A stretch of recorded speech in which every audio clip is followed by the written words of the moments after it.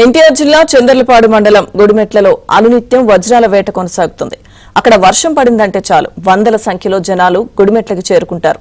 తెలుగు రాష్ట్రాలతో పాటు అనేక ప్రాంతాల వాసులు అక్కడే నెలల తరబడి ఉండి వజ్రాల వేట కొనసాగిస్తారు. చిన్న పెద్ద అనే తేడా లేకుండా అందరూ కలిసి అక్కడే ఉంటూ వజ్రాలను వెతుకుతున్నారు.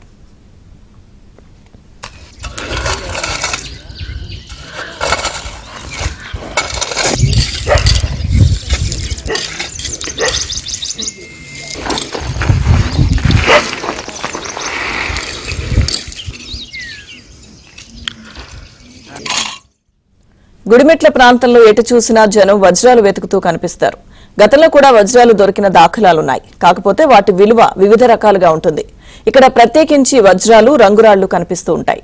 వాటిని పరిశీలించి కొనుగోలు చేయడానికి అక్కడికక్కడే వ్యాపారస్తులు చేరుకుంటారు.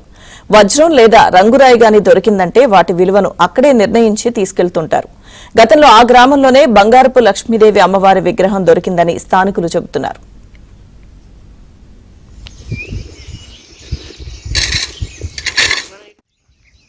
ఇప్పుడేందండి, పూర్వం నుంచి కూడా వస్తూనే ఉంటారండి.